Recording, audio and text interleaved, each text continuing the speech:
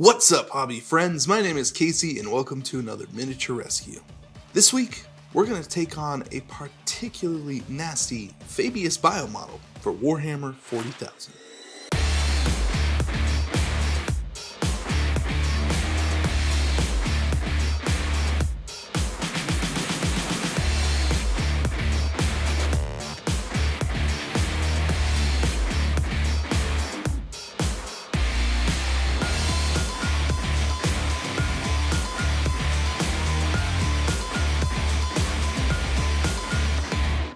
For a long time in this hobby, I've been pretty convinced that plastic models are the way to go. In general, plastic kits are easy to put together, kit bashing or converting are made a lot easier with it, and you can use plastic glue on them to bond that plastic together pretty much permanently. There are a ton of great reasons to love the plastic that our minis are made of, but I cannot stress enough that if you're going to use plastic, that you're just missing out on so many cool models out there.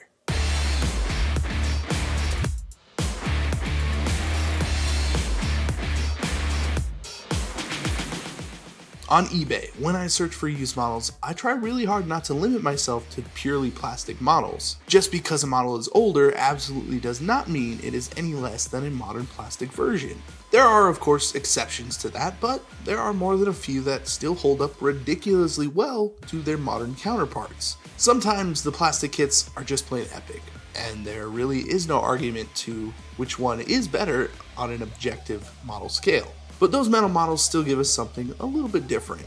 Older models had to be hand sculpted, which is just really cool. That someone sat with a mini for weeks trying to make it something that not only looked amazing, but could be painted up properly. Sculptors had to think of the ways that we would look at their minis, what types of choices we would make, and accentuate specific details on those sculpts in order for us to actually accomplish that task.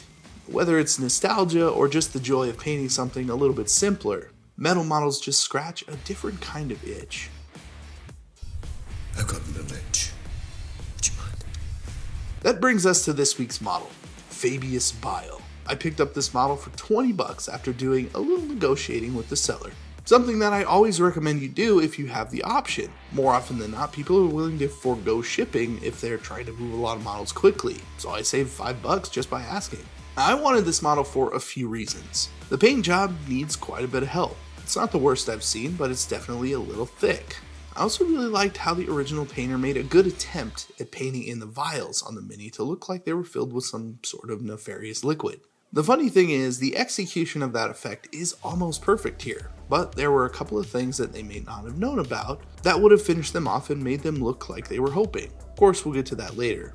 The last reason is that the newer plastic sculpt of this model isn't actually that different from this one, probably because this particular model already looks really good and tells a great story all on its own without reading any of the books or stories attached to it, of which there are quite a few. It's just a cool mini, and they tried to preserve the original spirit by just updating the kit and cleaning it up, which I really appreciate. And that also means that this metal model is still worth getting. I've been wanting to paint this model, the older metal one to be more specific, and now that I finally got my hands on one, I'm super excited to get this mini back onto the tabletop and ready to play some games. First things first, let me tell you about today's excellent sponsor. Revenant's Run is a new line of amazing sci-fi miniatures to be used with one-page rules, Grimdark Future, or your favorite tabletop wargame. Suppress all opposition as the Knights of the Quantum Accord, a malevolent religious organization with a stronghold on the galaxy, or fight for freedom or simple survival as the Steel Spectres, an uneasy alliance of pirates, rebels, and thieves. Each faction is a unique and well-equipped army with diverse frontline soldiers, heavy troops, vehicles, and more. They will also be releasing unit cards to be used with Grimdark Future for both factions, featuring vital statistics and beautiful artwork, absolutely free. Revenant's Run is available as both 3D printable and pre-supported STL files or incredibly detailed physical miniatures. The STLs offer a broad range of customizability, allowing you to tailor your armies to your exact specifications. Most arms are compatible with most miniatures of the same size, allowing you to make loadouts. So many loadouts. Revenant's Run also allows you to play Grimdark Future without the need of owning a 3D printer. Produced in Europe, their physical miniatures are more durable than typical resin, while maintaining all of the crisp detail that we wargamers love and expect in a quality mini. Revenant's Run is an epic line of miniatures sure to delight tabletop veterans and newcomers alike, with unique designs and dynamic sculpts. Each soldier, vehicle, and terrain piece is just asking for a little bit of paint before being sent off to galactic war. Join us on this exciting adventure by pledging today, and don't forget to keep an eye out for new unlocks released throughout the campaign. All applicable links are in the description below, and thank you iDemo Games for sponsoring this video and supporting miniature painters. Now back to Fabius Bile. The only real issues that I can see with this model is the thick paint and a few mold lines here and there. Something that is very normal for newer painters to run up against, and easily fixable if you make sure to take your time thinning that paint and doing multiple passes instead of using thick paint right out of the bottle. Mold lines are an interesting one, especially with metal models. The material is soft enough that you can sand down the lines, but you do run the risk of leaving that sanding texture on the model. So you do need to be a little bit careful and use higher grit sanding sticks when removing those lines. The more annoying thing on metal models, and I guess this doesn't really go away on plastic either, is that there are often lines running through details that you don't want to actually remove. I always default to leaving them if you can't really see them anyways, or just trying to get enough off to make the piece look as normal as possible. As a beginner, it can be tough, especially if you don't have sanding sticks or a bunch of different tools to get all these models super clean. All you really need is a hobby knife to do most of that work. You just need to be careful not to scratch into that metal. My personal process for metal models does include a nice buffing up with a soft wire brush and a small Dremel. This just gets the model as clean as it can be and makes sure that there isn't anything left on the surface to mess with the primer. In this case, I was able to pop off all the pieces now that the Sonic Cleaner had loosened up that glue. So we can really get into the recesses in the model and get access to all that paint buildup on there. Once he's been cleaned up, I will go ahead and reattach the arms. I decided to leave the backpack off because it covers up quite a bit of the model while it's on. The contact point for gluing it back on is pretty big, so we can scratch off the paint from each side and the glue should hold it on pretty well. Double checking the base size for the new Fabius Bile model on the Games Workshop website, he's sitting pretty tall on a 40mm base. And of course, even though I checked that, I ended up grabbing a 32mm base by accident and putting him on that. Not a huge deal, but it will have to be changed out later on. All cleaned up and ready for paint, and there are a few things I want to look up before actually getting started. This model has a skin cloak. Super gross, but also kinda cool. He reminds me of that weird doctor in the movie Escape from New York. You know, the creeper played by Oscar winner Bruce Campbell. Fresh body parts transplanted over and over again. How's that? The Surgeon General of Beverly Hills. I can't work with garbage like this. Very good, and I'd like to think it's pretty much the same character. The point is, I want my skin cloak to look as much like real skin as I can make it. So I had to Google to look up some examples of painting skin. The best things that I could find were not actually miniature painting related at all, but how painters that use oil paints and professional acrylics paint skin. There are a ton of tones and textures in skin that are not super easy to replicate using the traditional processes that we use when painting. So I'm looking at a few references to go off of. You can see that painting a light pale flesh tone has a ton of different shades in it. There are pinks, of course, and there are also some blue and green tones in there. All of these combined together with a little bit of texture give you a more realistic skin tone and a much nicer one than just flat pink with a wash. I also found what is probably the best skin I've ever seen on a model, coincidentally painted on the newer plastic version of Fabius Bile. This is John Lashley's Fabius Bile. Incredibly well painted skin that is exactly what I had in mind. Just look at the color variation, the texture, and almost the translucent look of the paint. It's incredible, and I don't even know where to start to get this result, but having this as a reference is perfect. I'll leave a link in the description if you want to check out that model. It's really cool to see what all went into it. So there's the idea. Since most of this mini is skin, I'm going to start there and we're just going to see what happens. I primed the model black, and I'll be starting with a dark purple red as a base coat. This will keep the shadows dark and still skin colored, and be a good base for the armor.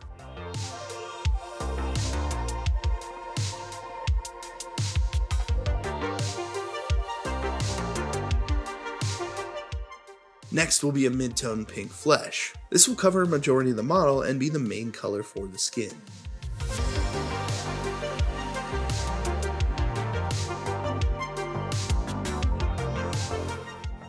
Lastly, a pale flesh tone shot from the top down to pick up details and lighten up the face and shoulder.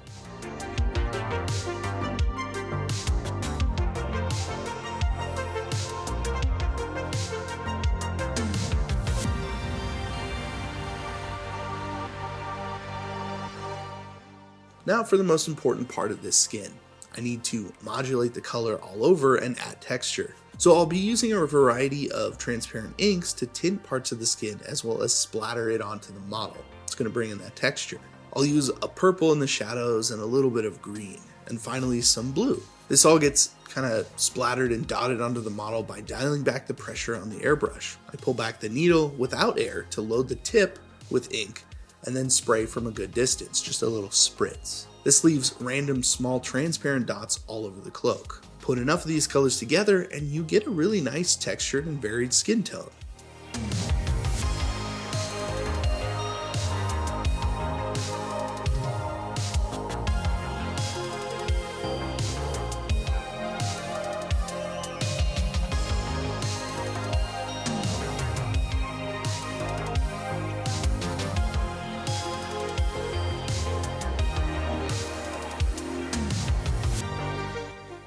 After I get the skin looking pretty good, I decided to give the model a gloss varnish. That way it protects all the ink and I can put a gloss wash over the top and try and get some of that layered transparency into that skin. A 50-50 mix of Reikland Flesh Shade and Reikland Flesh Shade gloss all over the cloak warms it up and gives it that little bit of red blood in the recesses. It also slightly tints everything and makes it look a little more transparent. It's definitely adding to the effect, and I'm pretty excited by the way it's actually turning out. Once that dries, I'll come in with some red glaze and put that into the recesses of the cloak. Doesn't need to be perfect, which is always nice, and it can be a little spotty on the skin, making it look a little more like flesh, right at the edges especially. Then I'll follow that up with some thinned down pale flesh tone to give it a bit more separation between each panel, as well as placing a small amount under any scratch or dark spot on the skin, trying to give it that more three-dimensional look.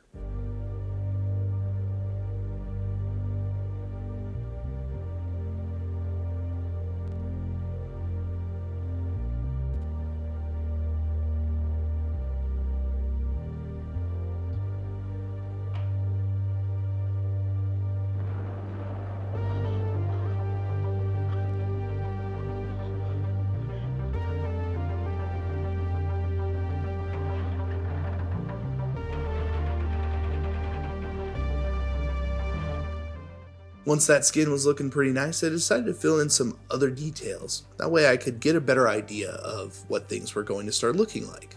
The metallics all got a coat of silver, and I went for light gray for his hair. And now that there's a bit more separation in each piece, I go back with more of that light skin tone to pick out some of the focal pieces and try and make them stand out a bit more. The bag of tools in particular, while I wanted to keep similar to the cloak, needs to be pulled away from those colors. So more layers of skin tone and texture should help with that.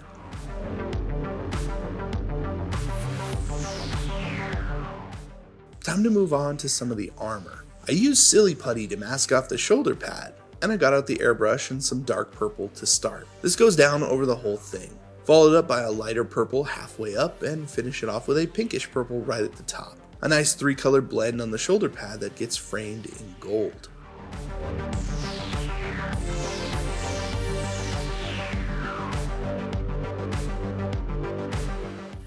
Weirdly, there isn't actually a ton of trim on this Chaos model. Usually, it's all over the place, but it's nice and minimal, really only showing up on the shoulders. The newer model does have quite a bit more that extends to every piece of armor that's showing instead of just the pauldrons. The gold does look really nice against that color though, and it really stands out on the model.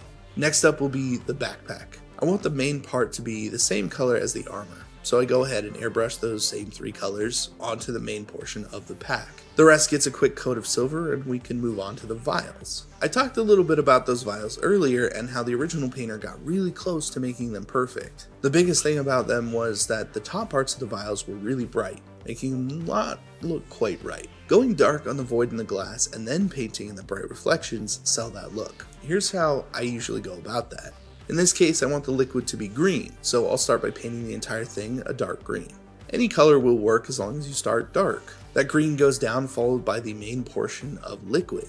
This needs to be level with the base of the model. So wherever the vial is, just make sure the horizontal line is level. Follow that up with some brighter green near the top, just watered down a little so it kind of looks swirly in that vial. I keep adding that until it looks pretty neat, and then use a thin line of white mixed with that swirly color to make a separation line between the green liquid.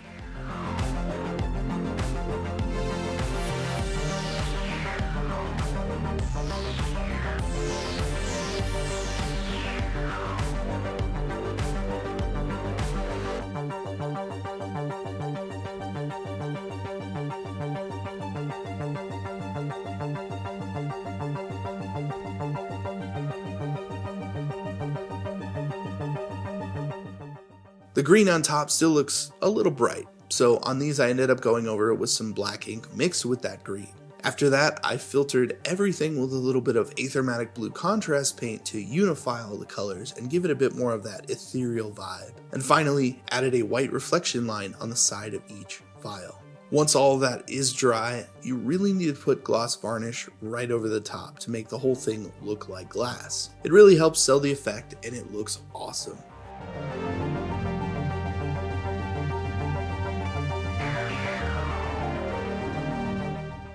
With that pretty much wraps up old Fabius Bile here. Let's do a quick wrap up and take a look at the results. I've been wanting to paint this mini for a good long while.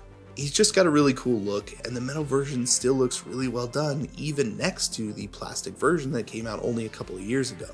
Metal models like this one are still very relevant and worth picking up on eBay. Generally, you can get them at a discounted price, and pretty often they won't even have any paint on them. And even if they do, stripping metal is a lot easier than plastic, so it's usually not too big of a deal, except that you get a deal. Yeah, see what I did there? When new plastic versions of a model come out, that's usually a great time to buy older versions. People want to make room for the newest kit, so they pull out the older one out of the drawer and put it up online for a lot less money, so you get a good deal and a really cool mini. The other reason to look for these older sculpts is that they're actual hand-sculpted minis that just feel different to paint. The lines and volumes feel more purposeful, and you can get a bit more heavy-handed while painting and still get good results. It's kind of hard to explain completely, but if you've painted metal models, then you know exactly what I'm talking about. This model in particular is also just really good, and when I saw it on eBay, I knew I was going to paint him up as soon as he came in the mail, and I was not disappointed. It's still a great mini to paint, and he was definitely in need of some help, so I'm glad I got to him when I did. Now he's fresh, so to speak, and ready to play a game. Thank you again for joining me on another miniature rescue. If you like something about this video, please consider liking, sharing, and subscribing, as it really helps out the channel. Once again, I'm Casey, and I will see you in the next video. And of course, thank you for putting up with the fact that I'm slightly ill at the moment, trying to make videos. Here is the final Fabius Bile. Thanks again.